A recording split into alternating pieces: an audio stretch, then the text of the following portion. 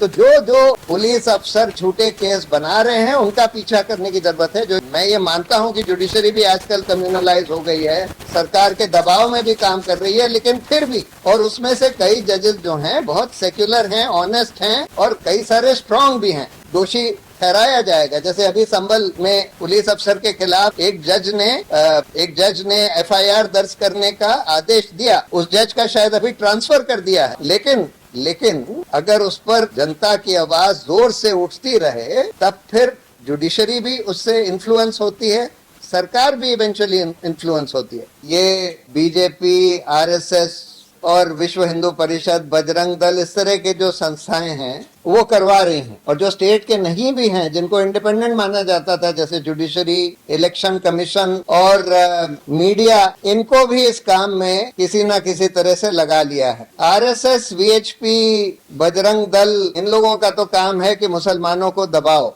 Second class citizens बना दो, या तो यहाँ से देश से भगा दो या फिर सेकेंड क्लास सिटीजन्स बना दो। खैर, अब तो इलेक्शन कमीशन से दूसरी चीजें भी करवा रहे हैं कि मुसलमानों का नाम वोटर्स लिस्ट से निकाल दो। मुझे कोई संदेह नहीं है कि एक दिन इन लोगों का भी वही हश्र होने वाला है जो ये यहाँ करवा रहे हैं, जो हिटलर और उनके साथियों का हश्र हुआ। भारत एक बहुत बहुत डाइवर्स देश, इस देश को एकदम हिंदू राष्ट्र बना देना कोई आसान काम नहीं है।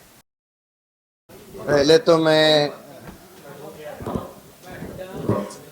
एपीसीआर और खासकर सृष्टि और कौशिक को मुबारकबाद और धन्यवाद देना चाहता हूं कि उन्होंने ये रिपोर्ट बनाई, इतनी मेहनत करके जगह जगह उत्तराखंड के गए, फैक्ट फाइंडिंग करी और ये रिपोर्ट बनाई। बहुत बेहतरीन रिपोर्ट है।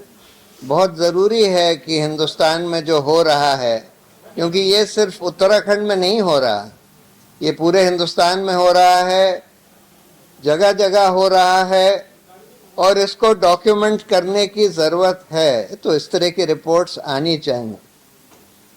देखिए, ये बीजेपी, आरएसएस और विश्व हिंदू परिषद, बजरंग दल, इस तरह के जो संस्थाएं हैं वो करवा रही हैं। और उन्होंने अब स्टेट के जितने इंस्ट्रूमेंटैलिटीज होते हैं, पुलिस, जुडिशरी और जो स्टेट के नहीं भी हैं, जिनको इंडिपेंडेंट माना जाता था, जैसे जुडिशरी, इलेक्शन कमीशन और मीडिया, इनको भी इस काम में किसी ना किसी तरह से लगा लिया है। आरएसएस, वीएचपी, बजरंग दल, इन लोगों का तो काम है कि मुसलमानों को दबाओ, इनको सेकेंड क्लास सिटीजन्स बना दो, या तो यहाँ से देश से भगा दो या फिर सेकेंड क्लास सिटीजन्स बना दो, वोटिंग राइट तो कम से कम छीन लो। और यही काम आज इलेक्शन कमीशन करने की कोशिश कर रहा है, बीजेपी या केंद्र सरकार के इशारों पर, केंद्र सरकार के दबाव में। बीजेपी का काम यह है कि इस ऐसा ध्रुवीकरण समाज में करो हिंदू मुस्लिम का कि दंगे हो जाएं और उस दंगों के आधार पर, पोलराइजेशन के आधार पर हिंदू वोट, क्योंकि हिंदू मेजॉरिटी में है, हिंदू वोट के आधार पर वो सत्ता में आ जाएं, सत्ता में बने रहें। खैर, अब तो इलेक्शन कमीशन से दूसरी चीजें भी करवा रहे हैं कि मुसलमानों का नाम वोटर्स लिस्ट से निकाल दो, बहुत सारे फर्जी लोगों का नाम 100 जगह डाल दो जिससे वो 100 वोट डाल सकें, वगैरह वगैरह। ये सब काम भी हो रहा।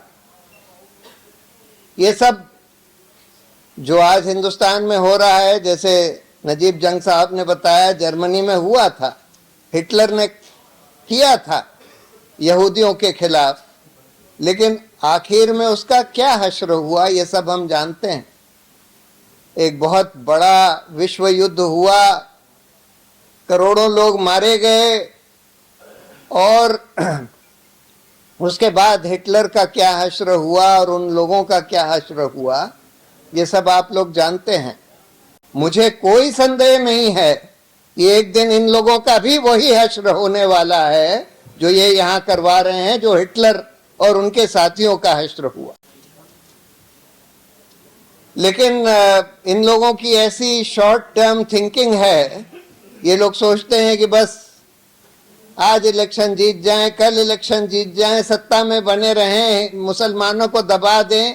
इनको ये नहीं समझ में आता कि इससे असल में इनका कोई फायदा नहीं हो रहा। ये तो एक बहुत ही शॉर्ट टर्म नीच सोच है जिसमें लोगों को ये लगने लगता है कि किसी दूसरे जने को दबा के उसका नुकसान करके आपका कोई फायदा हो जाएगा। हमारा देश लगातार कमजोर होता जा रहा है, किया जा रहा है, क्योंकि आपने अंदर लोगों को लड़वाने का काम कर दिया है, एक अल्पसंख्यकों को दबाने का काम किया है, और आप असल मुद्दों पर सोच ही नहीं रहे, काम कर ही नहीं रहे। हर तरह से हमारा देश कमजोर होता चला जा रहा है। अब सवाल यह है कि हम लोग करें क्या। देखिए, 3 चीजें मेरी राय में हम लोग कर सकते हैं। एक तो जो योगेंद्र यादव ने एक बार सजेस्ट किया था कि बीजेपी, आरएसएस, बीजेपी वगैरह ने एक आईटी सेल बनाया हुआ है जो एक ट्रोल आर्मी की तरह काम करता है। उसका काम यह है, उसमें उन्होंने कुछ 4-5 हजार लोगों को 50-50 हजार रुपए की पगार देकर बैठाया हुआ है। उनका काम बस ये है कि बिल्कुल सिस्टमैटिकली नफरत फैलाओ। व्हाट्सएप ग्रुप्स बना लिए हैं, मतलब बिल्कुल लोएस्ट लेवल तक व्हाट्सएप ग्रुप्स बना लिए हैं, उसके जरिए झूठ फैलाओ, नफरत फैलाओ, ध्रुवीकरण का काम करो, और वही चीज मीडिया को भी फीड करी जाती है कि मीडिया भी उसी तरह का प्रोपेगेंडा करे। हम लोगों को एक वॉलंटियर ट्रुथ आर्मी बनाने की जरूरत है। इनकी तो एक पेड ट्रोल आर्मी है जिसमें 5-10 हजार लोग होंगे जिनको 50-50 हजार रुपए का ये लोग पगार देते हैं। पैसा तो इनके पास बेइंतहा है। हम लोग तो लाखों करोड़ों लोगों का एक वॉलंटियर ट्रुथ आर्मी बना सकते हैं जो कि सोशल मीडिया पर बिल्कुल इसके विपरीत काम करे, जो नफरत की जगह प्यार बांटे, जो बताए, जो झूठ की जगह सच फैलाए, और जो बताए कि भाई मुसलमानों का इस देश में, हमारी पूरे इतिहास में, हमारी संस्कृति में क्या कंट्रीब्यूशन है, कितना अच्छा कंट्रीब्यूशन है, और इस तरह से लड़ाई झगड़ा करने से, नफरत फैलाने से किसी का कोई फायदा नहीं होने वाला। ये रिपोर्ट जो है हम लोगों को सोशल मीडिया के जरिए फैलानी चाहिए, सोशल मीडिया, अल्टरनेट मीडिया के जरिए। लेकिन इससे भी अहम काम है, क्योंकि इतनी लंबी लंबी रिपोर्ट्स नहीं पढ़ते, बहुत लंबी तो नहीं है, ये बहुत क्रिस्प शॉर्ट रिपोर्ट है और इसमें फोटोग्राफ्स वगैरह हैं। ये रिपोर्ट तो पूरी जानी चाहिए, लेकिन इसका क्रिस्प वर्जन देखिए। ध्रुव राठी को लोग इतना क्यों देखते हैं?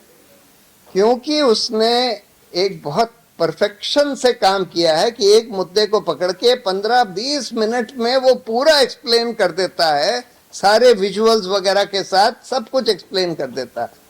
वो काम हमको करने की जरूरत है कि हम 2 मिनट में, 5 मिनट में, 7 मिनट में, 10 मिनट में एक पूरा मुद्दा एक्सप्लेन कर पाएं। और वो, क्योंकि आजकल लोगों का अटेंशन स्पैन भी कम हो गया है, तो इसलिए हम लोगों को ट्रुथ आर्मी के जरिए वो करने की। ट्रुथ आर्मी में 2-3 सेल्स होंगी। एक प्रोडक्शन टीम, मतलब जो रिसर्च करे, बहुत सारा इंफॉर्मेशन मटेरियल तो है, ऑलरेडी है, और आज एआई के जरिए फटाफट सब कुछ हासिल हो जाता है। एक वो जो उसको एडिट करे, एक एडिटिंग टीम, और एक डिसेमिनेशन टीम जो उसको फैलाए।